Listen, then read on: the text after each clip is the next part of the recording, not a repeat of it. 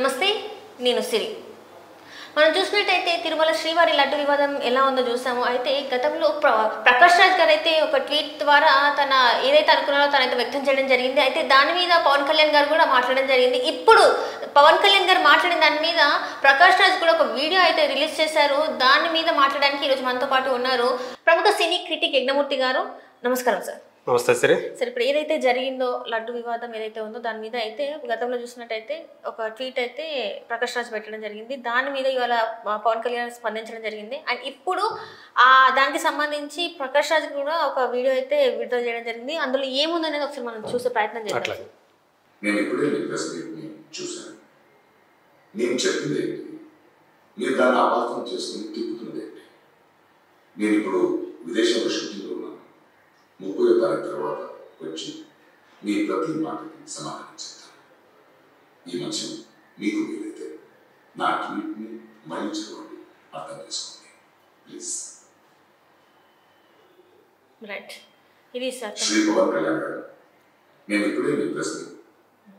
సరే, ఇది సార్ అంటే ప్రకాష్ రాజ్ గారు అన్న మాటలు మనం ఏ విధంగా అర్థం చేసుకోవాలంటారు? సో మొదట శ్రీవారి లడ్డు ఏదైతే ఉందో పరమ పూజ్యంగా హిందువులందరూ కూడా భక్తులందరూ కూడా పవిత్రంగా భావిస్తారో ఆ లడ్డు విషయంలో అపచారం జరిగింది. సో మంచి నెయ్యి బదులు కల్తీ నూనె వాడారు, అది కూడా జంతువుల కొవ్వు ఆ నెయ్యిలో ఉంది అనేది ఏదైతే ల్యాబ్ రిపోర్ట్ వచ్చిందని చంద్రబాబు నాయుడు గారు ప్రకటించారో అప్పటి నుంచి కూడా ఒక చర్చ దాని మీద నడుస్తూ ఉంది. అనేక మంది తమ మనోభావాలు దెబ్బతిన్నాయి.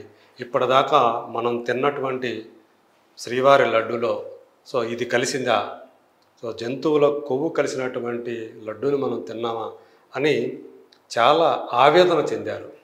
సో ఇందులో భాగంగానే ఒక భక్తునిగా అలాగే సనాతన ధర్మాన్ని గౌరవించేటువంటి ఒక వ్యక్తిగా పవన్ కళ్యాణ్, ఆంధ్రప్రదేశ్ ఉప ముఖ్యమంత్రి పవన్ కళ్యాణ్ కూడా స్పందించారు. ఆ స్పందించిన ఆయన బాధ వ్యక్తం చేశారు. సో చంద్రబాబు నాయుడు గారు దాని మీద విచారణ జరిపించబోతున్నందుకు జరిపించడానికి స్వాగతిస్తున్నాం. నిజాలు బయటికి రావాలి, ఎవరైతే ఇందులో పాలు పంచుకున్నారో సో వాళ్ళకి కఠినంగా శిక్షించాలన్న రీతిలో ఆయన ఒక ట్వీట్ చేశారు. పైగా ఆయన ఏమన్నారంటే ఈ విషయంలో దేశవ్యాప్తంగా కూడా దీన్ని పట్టించుకోవాలి అంత హిందువులందరూ కూడా అన్నట్టుగా ఆయన ఒక మాట అన్నారు. అయితే దాని మీద ఈయన ఒక ప్రకాష్ రాజ్ గారు స్పందించారు.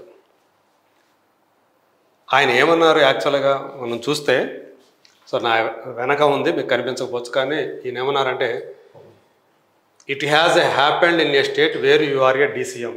అంటే ఇది మీరు ఉప ముఖ్యమంత్రిగా ఉన్న రాష్ట్రంలో జరిగింది,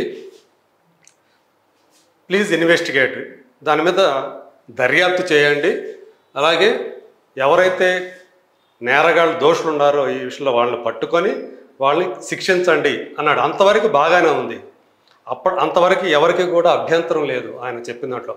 అదే ట్వీట్లో ఆయన ఇంకా ఒక విషయం ఏమైనా ప్రస్తావించారంటే why are you spreading apprehensions and blowing up the issue nationally. మీరు ఎందుకు ఈ భయాల్ని ఈ ఆందోళనని కూడా వ్యాప్తి చేస్తున్నారు, ఈ ఇష్యూని ఎందుకు మీరు జాతీయ స్థాయికి తీసుకెళ్తున్నారు? We have enough communal tensions in the country. మనకి ఇప్పటికే చాలా మతపరమైనటువంటి ఆందోళనలు దేశంలో ఉన్నాయి, కాబట్టి ఎందుకు అని మళ్ళీ థ్యాంక్స్ మళ్ళీ ఒక ఇచ్చేయటం అనమాట, ఎగతాళి చేయడం అనమాట. Thanks to your friends in centre అని చెప్పేసి కూడా మళ్ళీ ఒక బ్రాకెట్లో మళ్ళీ ఒక పెట్టారు. అంటే వాళ్ళని ఒక ఎద్దేవా చేయడం అనమాట. కేంద్రంలో ఉన్న వాళ్ళని కూడా ఇక్కడికి లాక్కొచ్చి, అంటే బీజేపీ అక్కడ తెలుసు కదా మనందరికీ కూడా, బీజేపీకి జనసేనకి మధ్య ఉన్నటువంటి సాన్నిహిత్యం మనందరికీ తెలిసిందే. అంటే దీన్ని కూడా మధ్యలో ఆయన ఒక బ్రాకెట్ రూపంలో తీసుకొచ్చి అవి చెప్పడం జరిగింది. సో ఈయన మొదట ఏదైతే సుఖం ఏదైతే ఉందో అంతవరకు బాగానే ఉంది, మీరు ఇన్వెస్టిగేట్ చేయండి, దోషుల్ని శిక్షించండి, అంతవరకు బాగానే ఉంది. కానీ ఎప్పుడైతే మీరు ఎందుకు ఈ ఆందోళనని కూడా దేశం మొత్తం వ్యాప్తి చేస్తున్నారు, కమ్యూనల్ టెన్షన్స్ చాలా మంది దేశంలో అని చెప్పేసి ఆయనకి పవన్ కళ్యాణ్ గారు ఏదైతే ట్వీట్ చేశారో అందులో ఆయనకు కమ్యూనల్ గొడవ కనిపించింది. ఒక హిందువులు పరమ పూజ్యంగా భావించేటువంటి శ్రీవారి ప్రసాదం అనేటువంటి లడ్డూలో ఒక అపచారం జరిగింది అనేది దాంట్లో ఆయనకి పవన్ కళ్యాణ్ గారు చెప్పడంలో కమ్యూనల్ గొడవ ఏముంది? చాలా ఆయన ఎక్కడెక్కడ ఇక్కడ దేశంలోనే కాదు ప్రపంచంలో ఏమోలో ఎక్కడో ఏదో వేరే మతానికి సంబంధించినటువంటి ఇష్యూ ఏదైనా జరిగితే ఈయన దానికి బాధపడిపోతారు. ఈయనలోని లౌకికవాది బయటకు వస్తాడు, దాని మీద ఆయన మాట్లాడతాడు.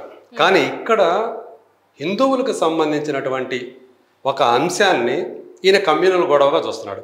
ఇక్కడ పవన్ కళ్యాణ్ గారు వేరే ఏ ఇతర మతాన్ని ప్రస్తావించి దాన్ని తూలనాడలేదు. ఫస్ట్ పాయింట్, ఎవరిని కూడా వేరే అన్య మతస్థుల్ని ఆయన కించపరుస్తూ ఆయన ఒక్క మాట మాట్లాడలేదు. అలాంటప్పుడు ప్రకాష్ రాజ్ గారికి ఎందుకు అందులో కమ్యూనల్ గొడవ కనపడింది? సో అంటే ఆయన దాన్ని అర్థం చేసుకున్న విధానం అనమాట. అంటే పవన్ కళ్యాణ్ గారిని ఇప్పుడు ఈయన రిలీజ్ చేసిన వీడియోలో మళ్ళీ ఒకసారి నా ట్వీట్ చూడండి, నేను చెప్పింది ఏమిటి, మీరు చేస్తున్నది ఏమిటి, తిప్పి చేస్తున్నది ఏమిటి అని చెప్పేసి అనమాట. నేను కూడా మరి పవన్ కళ్యాణ్ గారే కాదు, నాతో పాటు ఇంకా అనేక మంది చాలామంది ప్రకాష్ రాజ్ గారి ట్వీట్ని అలాగే అర్థం చేసుకున్నారు.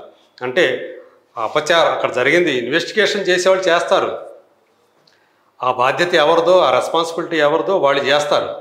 కానీ ఏదైతే అక్కడ ఇష్యూ జరిగిందో దాని మీద మాట్లాడకూడదు అంటే ఎలా?